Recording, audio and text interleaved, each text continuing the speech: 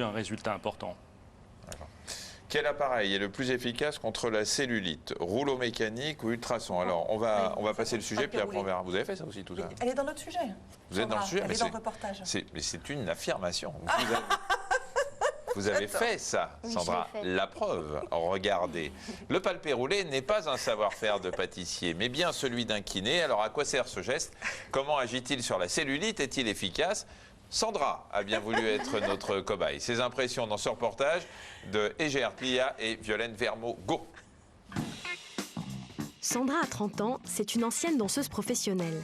Elle a gardé sa jolie silhouette, mais elle n'a pas été épargnée par la cellulite. Aujourd'hui, elle va tester le palpé roulé mécanique. Mais avant de débuter la séance, la kinésithérapeute localise l'ennemi à abattre.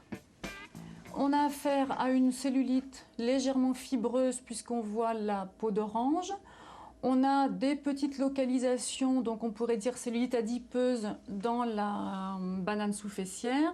On a une cellulite qui est peu importante, peu marquée, plutôt des zones à déstocker. On va pouvoir lisser vraiment toutes les irrégularités de peau que l'on peut voir ici, surtout dans le haut de la cuisse. Je vais prendre une photo. Ça y est, la cellulite de Sandra est immortalisée. Elle peut enfiler son body collant. C'est une combinaison de protection sur laquelle la kinésithérapeute délimite les zones à traiter. Ici, mes doigts s'enfoncent un petit peu plus, donc j'ai cette banane sous-fessière que je vais traiter avec en dehors la culotte de cheval. Et je peux comparer ici les deux bananes sous-fessières pour traiter peut-être un petit peu plus celle de droite ici. Donc je vais commencer sur la fesse. Vous allez lever la jambe tendue là où je suis. Vous tenez environ 10 secondes et vous relâchez 10 secondes pour bien reposer votre muscle. Je lui demande de contracter son fessier pour bien suivre le volume du muscle. Et ainsi je travaille le tissu cellulitique, le tissu graisseux sur le muscle contracté. Ainsi, entre les rouleaux, je n'ai que la graisse et je n'ai pas le muscle, ce qui me permet d'être encore plus efficace dans mon action et de lissage et de déstockage. Ce bruit d'aspirateur est produit par l'action des rouleaux. Des rouleaux censés déstocker, sculpter et poncer les cellules adipeuses pendant 35 minutes. Chaque patiente a le droit à un programme personnalisé défini par la machine. Ça n'est pas une agression, c'est tout simplement une réactivation de la cellule. On lui donne un petit coup de pouce pour qu'elle se mette au travail alors qu'elle ne voulait rien entendre dans cette région. C'est un geste qu'il est très difficile de faire à la main pour plusieurs raisons. D'abord parce que la main est fatigable, donc je ne pourrais pas amener autant de stimulation que ce que je peux apporter avec la machine. Ensuite, avec la main, je vais obligatoirement pincer les tissus pour les saisir. Et qui dit pincement dit douleur. Et on sait que la douleur va agresser le tissu et ne sera pas bénéfique pour déstocker. C'était plutôt agréable, avec une sensation d'aspiration en fait et de rouleau. Et sur certaines zones, c'est même plutôt un moment de détente en fait. Alors Sandra, d'abord merci d'avoir accepté d'être filmée. Comment se porte votre banane fessière? Elle se porte bien. Je pense pas qu'en une séance, clairement, elle va disparaître. Mais Vous avez trouvé comment votre peau après? plus lisse, un peu plus lisse. Mais je pense qu'il faudrait facilement, d'après ce que m'a dit la kinésithérapeute, 5-6 séances pour que je vois vraiment les effets bénéfiques. C'est cher? C'est a priori entre 50 et 60 € la séance de 35 minutes.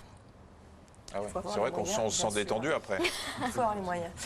Juste une chose, parce que je ne veux pas être désagréable avec vous, mais c'est vrai que votre cellulite, Elle est difforme. même si ça vous complexe, je pense qu'il y a des femmes qui doivent l'avoir cherché, votre cellulite, même si la kiné a dit qu'il y en avait une, mais enfin bon, c'est pas énorme. Est-ce que ce genre de traitement, ça marche sur des cellulites plus importantes? Oui, je pense qu'effectivement, ça peut tout à fait marcher, et c'est même fait pour les cellulites plus importantes.